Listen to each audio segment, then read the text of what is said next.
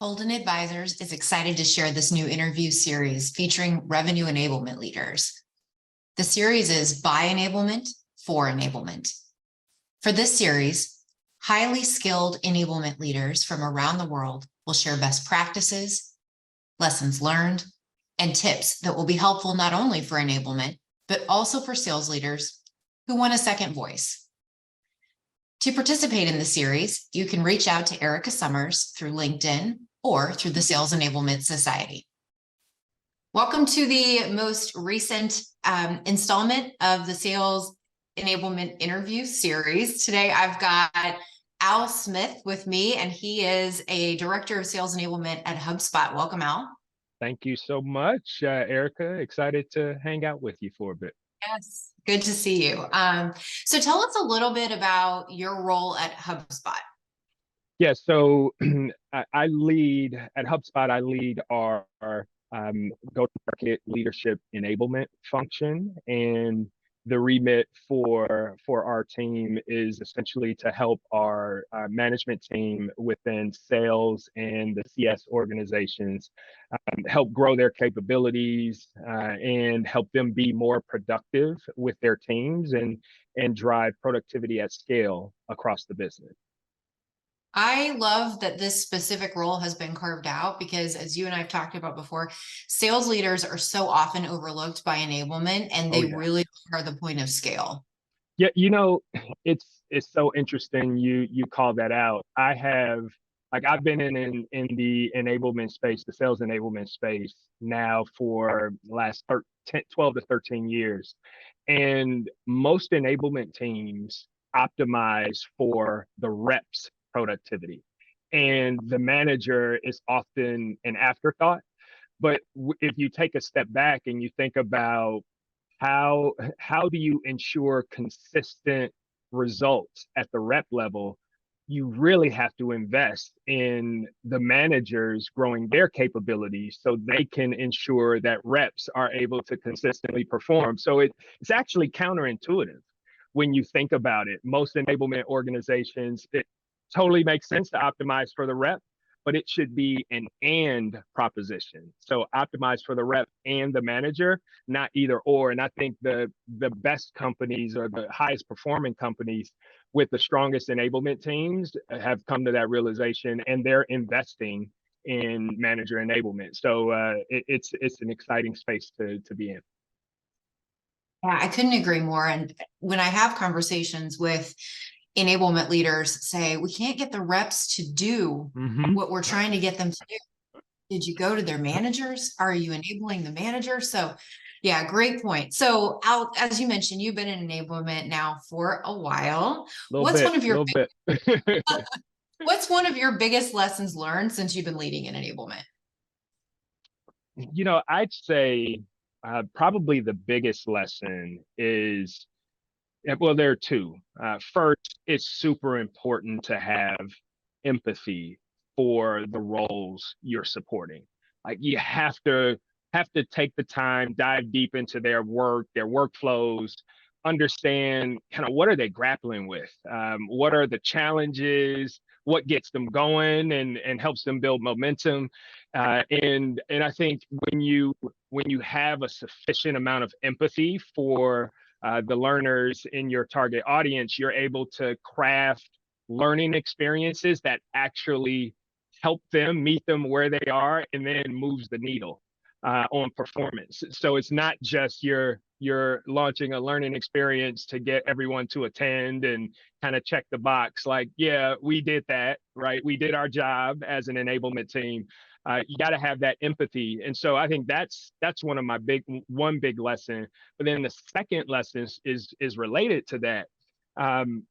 When you have a sufficient amount of empathy for the audiences you're supporting, you're then able to ensure that the enablement you create is injected into the flow of work, right? So for me, like, it sounds simple, it sounds obvious, but it's so easy to build enablement experiences that aren't embedded in the flow of work for your learners. And so essentially what you're doing, you're creating an admin tax and a productivity tax for the learners to kind of take your enablement, figure out, all right, how do I put it in this workflow, and how do I make it real?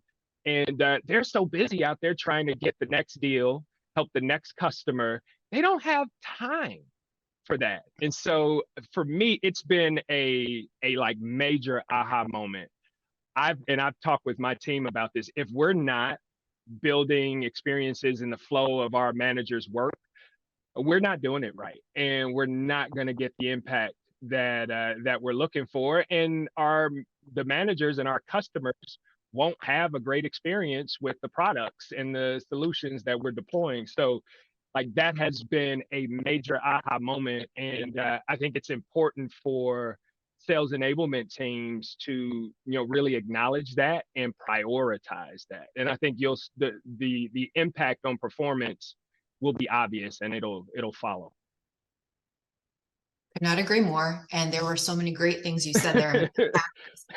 So with sales managers, sales reps and sales managers, if you're not in the flow of work, you're getting in the way Mm-hmm. of what they're trying to do. And sales managers, I think you'd agree with this, have one of the most difficult jobs at any company, to be a frontline sales. Oh my gosh. Oh my, say it again for the people in the back. Like Yes.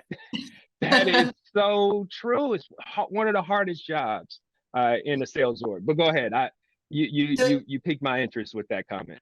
So you were talking about empathizing. Yeah. I think for you, that's really relevant because you were a sales manager, correct? Yeah. So I started as a sales rep and then transitioned to a sales team to lead a sales team for about 3 years. And that has helped me have empathy for the audience.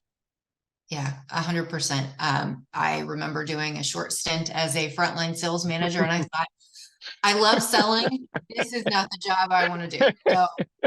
Yeah, right. It's tough. So I'm curious. So I'll play this back for you. I know you're doing the interview, but I'm curious if you were to kind of put your finger on what makes the role so challenging for a sales manager. Like it'd be good to just unpack that for a second. Like, what would you say in your experience? Well, I think it's the bombarding of all of the things. I think that is probably the biggest challenge. So you've got to lead and coach your reps. You've got to build a bench because you're always having turnover. You've got to figure out marketing strategy. You've got to deal with all the internal everything. Yeah. And then at the end of the day, you've got to hit the team number. Yeah. So, right. I'd be curious for your take on that. What would you add to that, Al? You nailed it. I mean, the one thing that I'd add is, and this is the way that I've tried to kind of help other like sales enablement professionals see the manager role. Most of the time, if you are a cross-functional team, you're in sales ops or finance or even product, you're a cross-functional team. Like your biggest initiative of the year, let's say you've got like 2 priorities. Both of those priorities at some point will require the sales manager to own that last mile of execution, right? And so when you think about it, that's the integration, setting the expectations, giving their team a heads up, driving accountability toward those processes. There's a person in every cross-functional team that has a major project that the sales manager has to see through to its completion. And so if you look across all the cross-functional partners, compensation, right? Think about territory planning and all those things. The sales manager is being bombarded by all of these internal stakeholders, and they're being asked, help me get this over the finish line. And oftentimes what I've seen with many internal stakeholders, they get frustrated. The sales managers aren't doing their job. Sales managers aren't doing it. That's why this didn't land. If we could only get the sales managers to do their job. And, I'd push back on some of those cross-functional partners and say, how have you made it simpler for the sales manager to execute on the ask that you have. And if we had more teams thinking about that, that would make the job less heavy. But it's just a challenging role. I think being bombarded by all the internal noise and cross-functional projects is a big driver of the complexity. I agree. And to your point, I think that all of the people trying to get their initiative out the door don't have visibility to everyone else who's trying to get their initiative out the door. And so Got it. From an enablement perspective, just understanding and creating visibility on here are all the asks of our sales reps. Here are all the asks of managers right now, not to mention all the enablement stuff that we're helping them with. Just providing that visibility. So Al, your background in sales, obviously gives you an edge in enablement because you're able to put yourself in the role. And some of the folks in the interview series have come from marketing backgrounds or other backgrounds. And I think, coming from a marketing background helps you have that natural programmatic perspective. That I had to learn coming into sales enablement. What about for you? What was one of the things you wish you would have known, or a skill you've had to develop since moving from sales enablement? Really good question. I think appreciating the necessity of precise measurement. It's interesting when I first transitioned into sales enablement. Like, I understood metrics and the importance of metrics and KPIs. But I really didn't understand how you're able to demonstrate your value to the business in a language that the business appreciates and finds to be credible. And oftentimes, like, we follow and leverage the Kirkpatrick 4 levels of measurement within Hubspot, and we're actually starting to do a really big push to enable our enablement team on the processes and tools and skills necessary to drive strong measurement. But I underappreciated it. I thought, if you come to a training, you will, and you have a great experience, it's designed well, you have a facilitator who's engaging, and answering all the questions, like, you will, that's enough. You have your feedback survey with your NPS and all your great comments, and AKA the smile sheet, and that's enough. And what I started to realize in early in my enablement career, start to realize, well, actually, those metrics don't resonate with sales leaders. They don't resonate with the business necessarily. And so, if you want it to be a credible partner, I realized I had to lean into that space. And so I'd say probably, the third or fourth year in the enablement space, I just started to develop a passion and a deep interest around measurement. And it has been a journey. It continues to be a journey. But I do know, when you have really sound measurement processes and you can tie the behavior change and the business metrics that you're impacting, you can tie your programs to those metrics. Well, then you have a seat at the table with the business.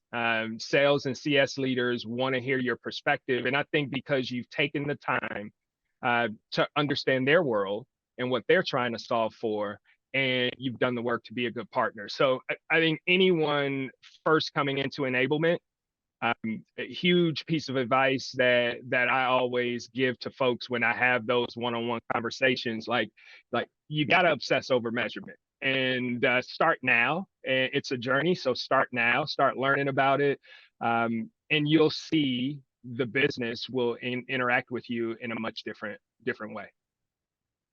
100%, could not agree more. I think what you're talking about too is the evolution of sales enablement. Back in the day when we did sales training, it was like, everybody feels good, rah. Now it's like, nobody's got time for that. What are you going to do? And when I talk to our clients, I will often start with, who are sales leaders, I will often start with, What is the most important number that you're trying to move right now? Let's focus on that number.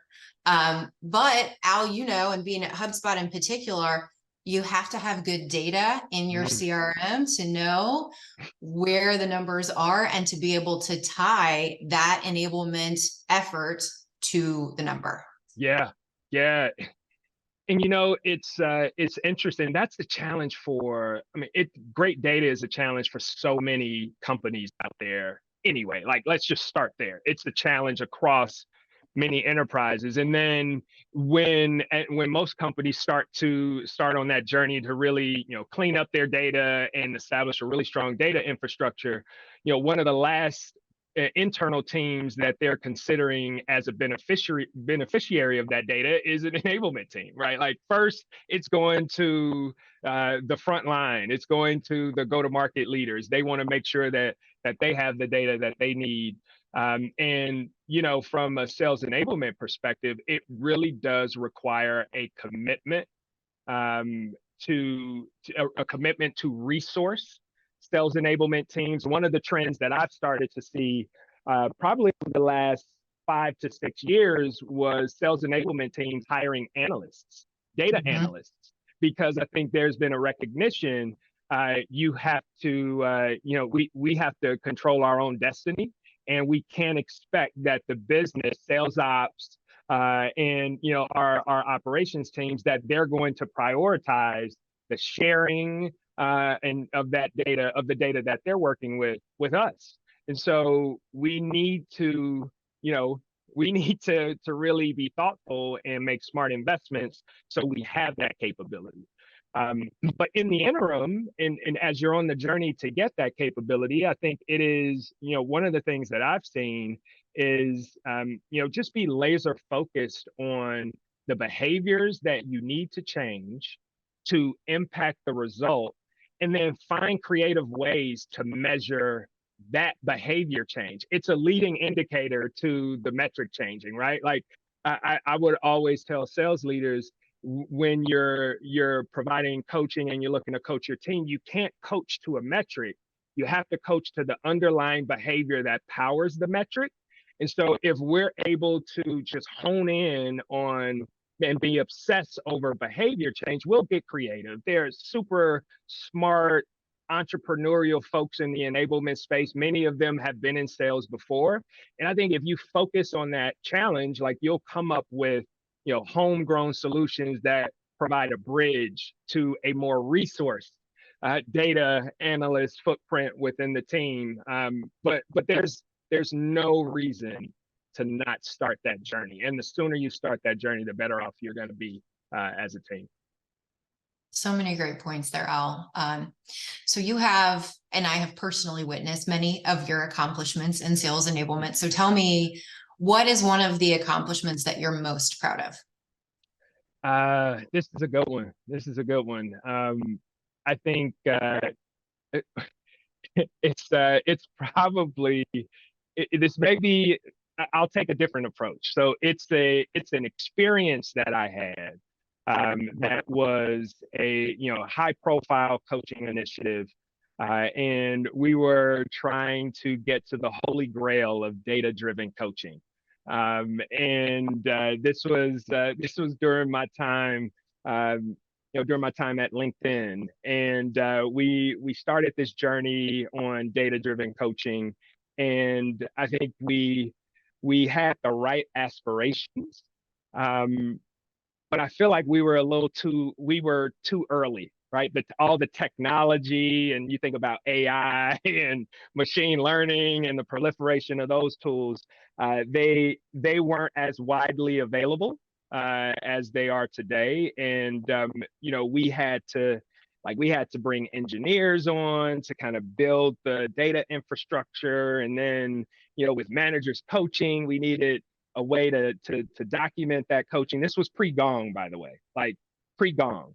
And I think Gong actually started to gain traction toward the end of my time at LinkedIn. And the reason I call that out is because I've always wanted to find a way to get back to the holy grail of data-driven coaching, where managers can, look at performance data, and then they've got a streamlined way to provide coaching, have a way to document that coaching, and then share out with their reps. And so that experience has certainly informed, helped me kind of get more focused and clarity around, like, what would it take to actually deliver a robust data-driven coaching solution to across a sales or go-to-market organization.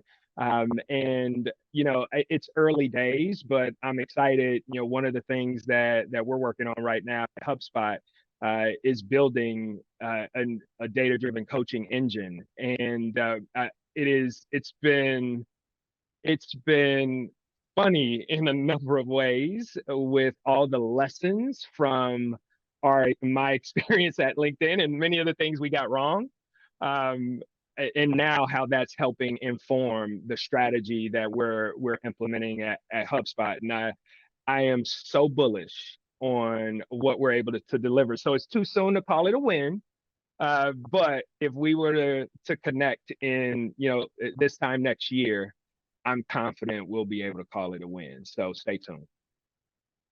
That is exciting. And half the fun is just figuring things out that Right. haven't been. So, right. Absolutely. So before we wrap up, Al, tell me something that you are focused on for personal growth here at the end of 2023. Yeah. It's a really good question. I think for me, as as a leader, I'm always looking for ways to upskill my effectiveness as a leader. I feel like having the opportunity to lead people in the workplace is it's a privilege. It comes with a lot of responsibility, and we should always be trying to up level our skills. So across my team, one of the things that I really want to get better at is striking the right balance between significant, like, autonomy, trust, empowerment, like really allowing the team to go get after it.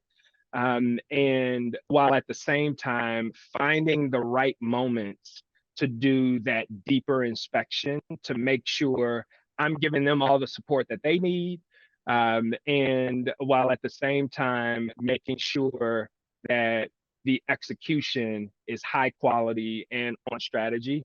And it is not a trivial balance. Like, that is not trivial at all, right? Like, sometimes you dive too deep, and I think other times you could be a little too hands off. And so I want to make sure, like, anyone who I get the privilege of working with on my team, I want to make sure they're having a phenomenal experience